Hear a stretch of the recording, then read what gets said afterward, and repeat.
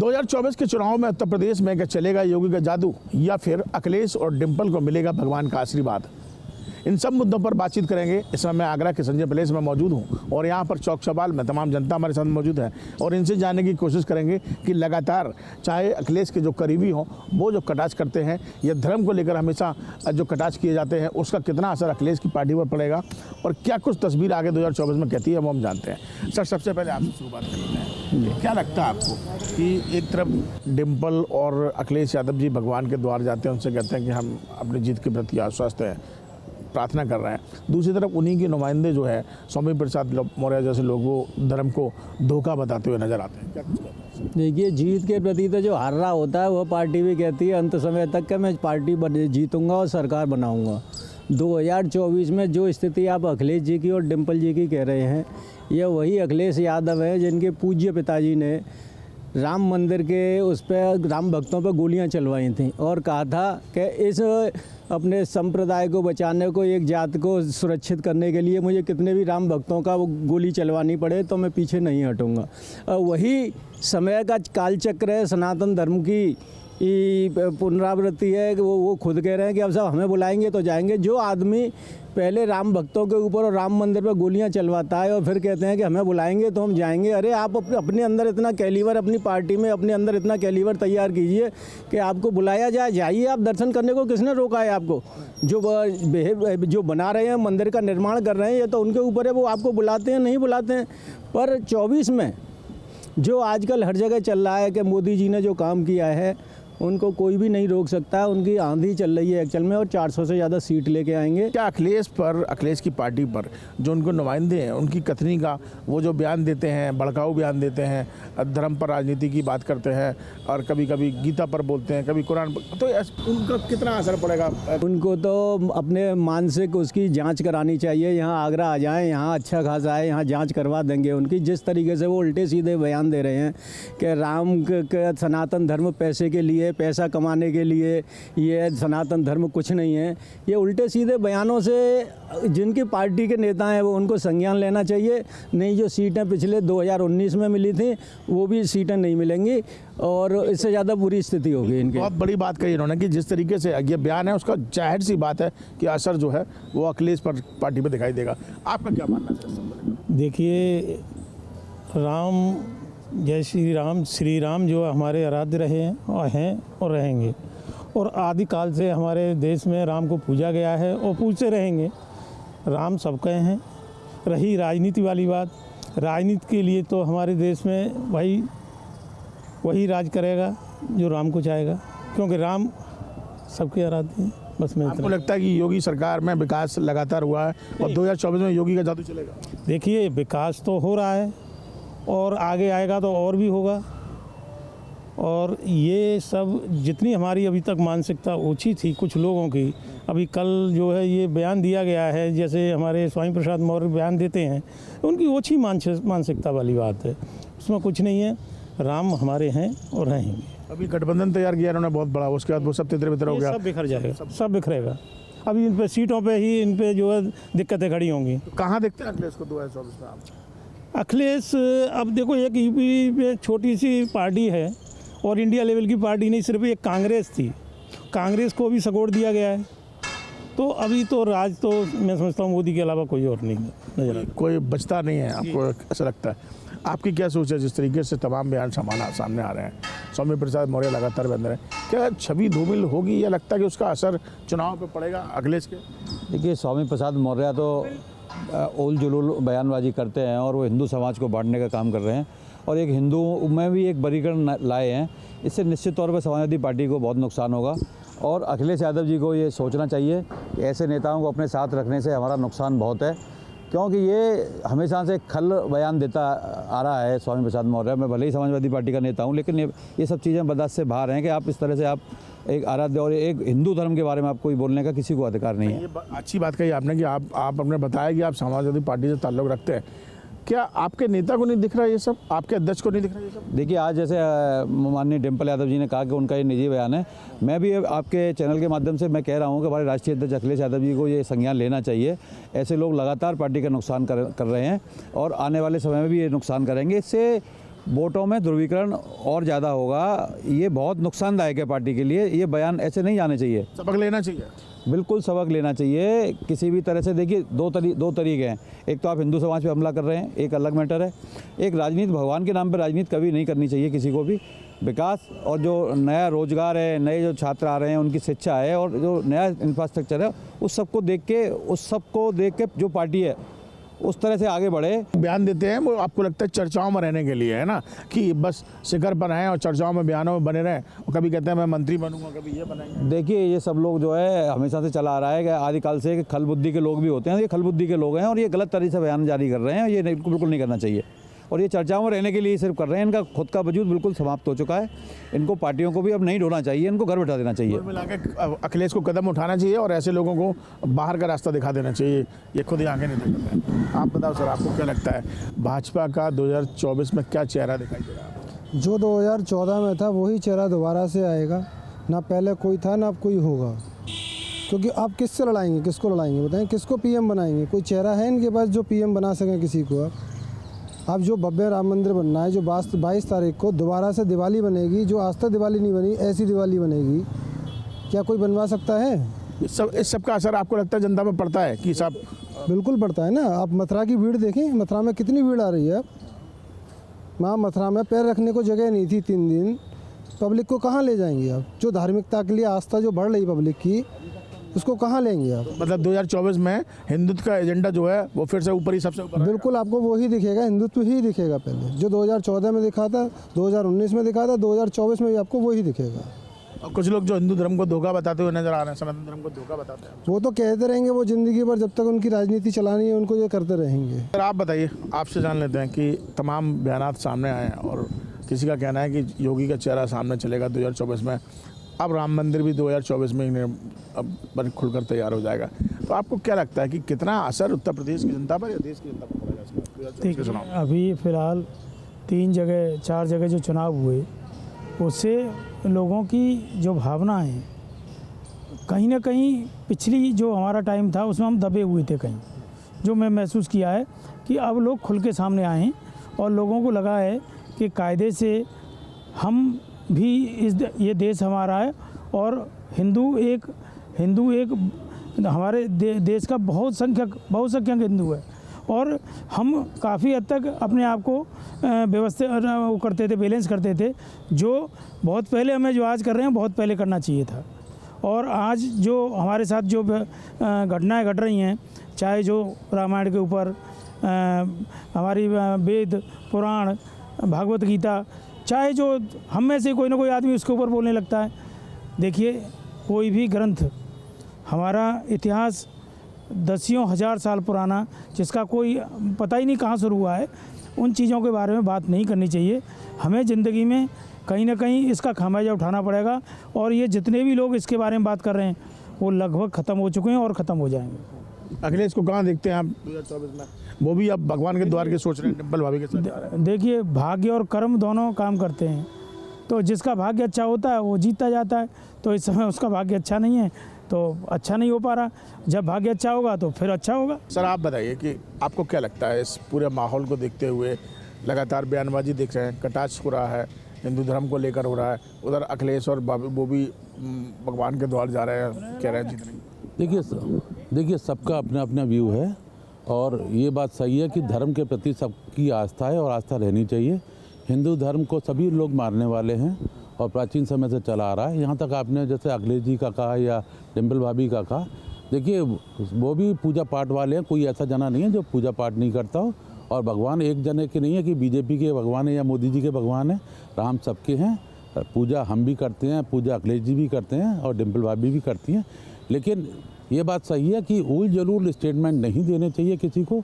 ये जो स्टेटमेंट जैसे स्वामी प्रसाद मौर्य जी का आपने कहा, वो हो सकता है उनका इंडिविजुअल अपना वक्तव्य हो और वो अपना स्टेटमेंट हो, लेकिन ये भी बात सही है कि पार्टी को इस तरह के स्टेटमेंट, क्योंकि मैं भी एक सिपाही हूँ, कार्यकर्ता हूँ समाजवादी पार्टी का, स्टेटमेंट सोच समझ के देने चाहिए और पार्टी के स्तर पर ही होने चाहिए स्टेटमेंट। या एक जैसे निश्चित होना चाहिए कि ये प्रवक्ता ये देंगे। कुछ ना कुछ उस पर लगाम होनी चाहिए, क्योंकि क्या मजबूरी है कि अखिलेश कार्रवाई क्यों नहीं कर रहे हैं? आपको लगता है जब लगातार छवि धूमिल करा जा रहा है? नहीं, देखिए, सबकी ऐसा नहीं है कि वो धूमिल कर रहे हैं, लेकिन सबकी अपनी सोच होती है। सोच अपनी उनकी हो सकता है, मौर्य साहब की अपनी कुछ और सोच हो, कुछ और सोचते हो, किसी विचार करते हो, ऐसा हो तो हो नहीं सकता वो भी भगवान को ना मानते हो। भगवान को तो वो भी मानते होंगे, हो सकता है कुछ उनका पर्सनल इंडिविजुअल हो सकता है वो ना मानते हो, लेकिन ऐसे स्टेटमेंट आज की तारीख में जब इलेक्शन सिर पर है तो इस तरह के स्टेटमेंट किसी पार्टी बड़े पदाधिकारी को नहीं देना। आप सपा के कार्यकर्ता, आपने बताया कि बहुत पुराने जुड़े हुए हैं जी। आप कार्यकर्ता छोड़ दीजिए, एक आम जनता के नाते बताइए आपको क्या तस्वीर 2024 में दिख रही है? आपको देखिए, लगता अभी है अखिलेश या योगी? नहीं, देखिए, ये तो अभी अखिलेश या योगी तो कहना मुश्किल है। देखिए, ये सेंट्रल के लोकसभा के चुनाव है। अखिलेश जी अभी सेंट्रल यूपी में जादू किसका चलेगा? देखिए, अभी ये कहना बड़ा मुश्किल है कि किसका चलेगा, क्योंकि ये इतना बड़ा इंडिया एक गठबंधन बना है, उसको भी आप हल्के में ना लें।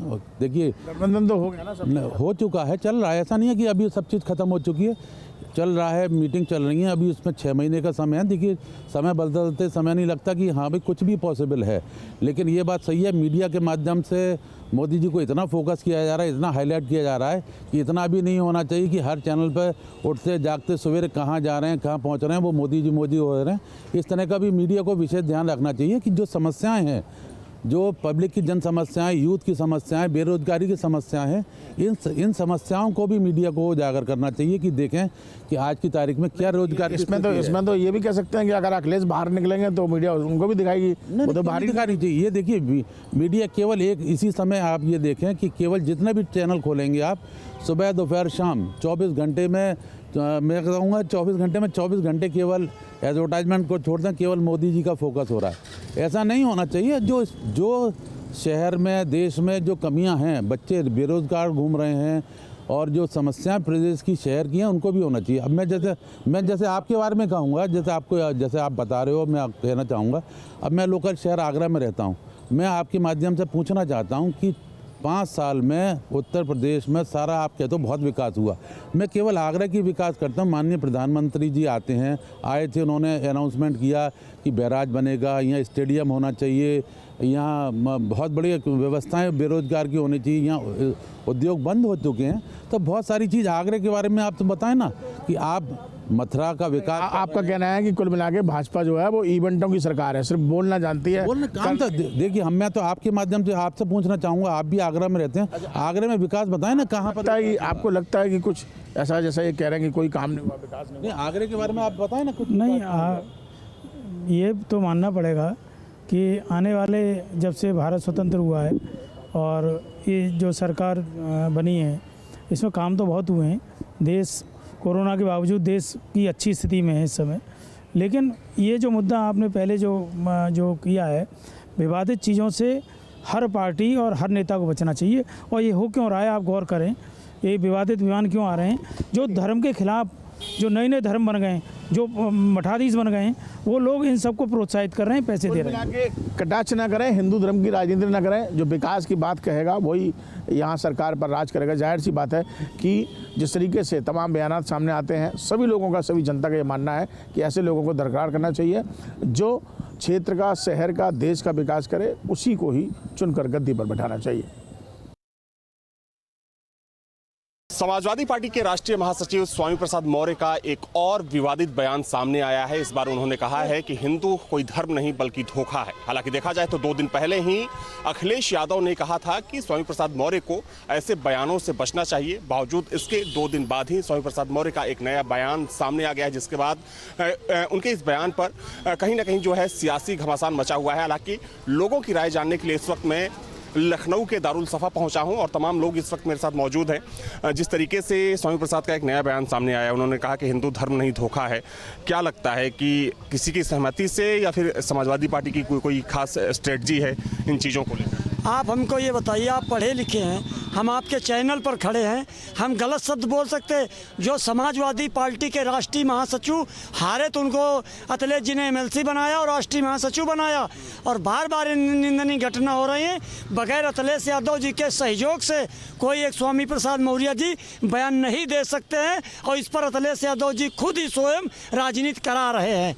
इसका जिम्मेदार अखिलेश यादव जी ही है। लेकिन अखिलेश जी तो खुद ही बोल रहे हैं कि ऐसे बयान नहीं देना चाहिए। डिम्पल यादव ने भी कहा कि ये उनका निजी बयान है। नहीं, निजी बयान नहीं है। हम वो समाजवादी पार्टी के राष्ट्रीय महासचिव हैं और विधान परिषद सदस्य हैं और पूर्व मंत्री हैं। उनको जो है अखिलेश यादव जी खुद बुलवा रहे हैं और इसके जिम्मेदार स्वामी प्रसाद जी नहीं बल्कि अखिलेश यादव जी और डिम्पल यादव जी हैं और समाजवादी पार्टी इसकी जिम्मेदार है। हम तो ऐसे कह रहे हैं कि किसी धर्म के खिलाफ, चाहे हिंदू का हो चाहे मुसलमान का हो, किसी की निंदा करने वाले के लिए सख्त कार्रवाई होना चाहिए, समझो ये। और एक हम आपके चैनल के माध्यम से और मांग कर रहे हैं, इस देश की जनता माननीय योगी जी को प्रधानमंत्री के रूप में देखना चाह रही है 24 में।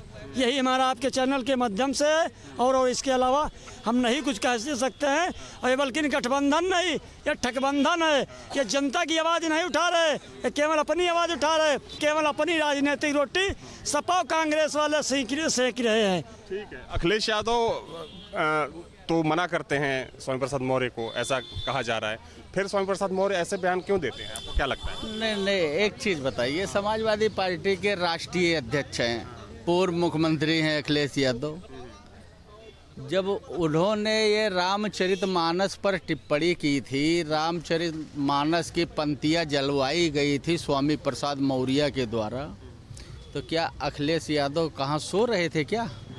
उसका विरोध नहीं करना चाहिए तब तो उन्होंने स्वामी प्रसाद मौर्य की तरफ से कही, मैं भी शूद्र तुम भी शूद्र, बहुत अच्छा कर रहे हो तुम। लेकिन अभी देखिए, एक ब्राह्मण महासभा बुलाई गई थी, उसमें उनसे शिकायत की गई कि स्वामी प्रसाद मौर्य ऐसे बयान देते हैं, तो उन्होंने कहा था कि नहीं, उनको ऐसे बयान नहीं देना चाहिए। शिकायत नहीं की गई थी, उसमें 5% ब्राह्मण नहीं गए थे, खाली यादव गए थे। जब वो देखे कि हमारे ब्राह्मण नेता तो आ नहीं रहे एक को, तब उनको ये ठेस लगा कि नहीं, जब ब्राह्मणों का अपमान हमारे द्वारा किया जा रहा है, हम इन पे कोई लगाम नहीं लगा रहे हैं। जबकि माननीय शिवपाल सिंह जी इसका विरोध किए थे कि ये तुम गलत कर रहे हो, लेकिन अब ज़्यादा वो भी नहीं बोल सकते हैं क्योंकि उनको भी पार्टी से बाहर कर देंगे वो। तो अखिलेश यादव जो है, बच्चे तो हैं नहीं कि बच्चा है उनको कोई समझाए। अच्छा पढ़े लिखे हैं, एक बार मुख्यमंत्री भी रह चुके हैं और हो सकता है 2022 में भी मुख्यमंत्री बन जाते। लेकिन ये ऊट पटांग बयान जो है, जो ब्राह्मण इनके साथ जुड़े थे तन मन धन से, आज वो ब्राह्मण सब किनारा खींच लिए हैं कि तुम शूद्र हो तो जाओ शूद्रों की राजनीति करो। इसमें मतलब जाति की बात नहीं है, इसमें बात है कि किसी आस्था पर, किसी की भी आस्था हो, उस पर चोट क्यों करना है? ये हिंदुओं की आस्था तो कर रहे हैं चोट। क्या हिंदू नहीं है सपा में? क्या यादव हिंदू नहीं होते हैं क्या? ब्राह्मण की आप बात तो छोड़ दीजिए, ठाकुर की बात छोड़ दीजिए। क्या यादव अपने घर में रामायण, अखंड रामायण का पाठ नहीं करवाता है क्या? पूजा पाठ नहीं करवाता है? इनको तुरंत जो है निकाल करके बाहर फेंक देना चाहिए। जैसे दूध से मक्खी निकाली जाती है, वैसे स्वामी प्रसाद मौर्य को निकाल करके फेंक देना चाहिए। हम उसके विषय में तो कुछ कहना नहीं चाहता। वो ऐसा बदतमीज टाइप के व्यक्ति है जो हिंदू समाज में पैदा हुआ और वो हिंदू को ही, अरे इसको पहले इसके बाप दादों को बदलवा देना चाहिए था। हिंदू समाज में वो पैदा न होता। वो पता नहीं किस टाइप की बुद्धि की बात कर रहा है। वो सिर्फ समाजवादी पार्टी को खत्म करने के लिए ही वहाँ पहुँचा। उसकी कोई अथॉरिटी नहीं। वो आज तक का कभी कहीं चुनाव नहीं जीता। वो किस समाज को, अपनी बेटी को कह देगा कि हम वो हिंदू समाज की नहीं, क्या अपने को कह देगा हिंदू समाज? अरे हिंदू समाज क्यों गाली? जितना तुम हिंदू समाज सनातन को गाली दोगे उतना ही तुम उस पार्टी को रसातल में भेज रहे हो। ये तुमको नहीं मालूम है कि अब हिंदू समाज या सनातन हिंदुस्तान का सब जाग चुका है। उन्होंने कहा है कि हिंदू धर्म नहीं धोखा। बार बार एक ही धर्म को लेकर आपको क्या लगता है क्यों टारगेट किया जाता है उनकी तरफ? देखिए, इन लोगों के पास कोई धर्म नहीं है। जिसको धर्म की बात करनी है वो जंगल में चला जाए। आज जिसको राजनीति के क्षेत्र में अगर धर्म को लाता है तो हम समझते हैं कि धर्म का एक आडंबर करके ये समाज को गुमराह करता है, समाज को अतीत से दूर करता है, समाज के बुनियादी समस्याओं में बाधा डालता है। ये इनका यही धर्म की परिभाषा है। अब रह गया सवाल कि राजनीति सेवा का क्षेत्र है। राजनीति डेवलपमेंट का क्षेत्र है, राजनीति भविष्य का निर्माण का क्षेत्र है, राजनीति जो है सामाजिक संरचना का क्षेत्र है।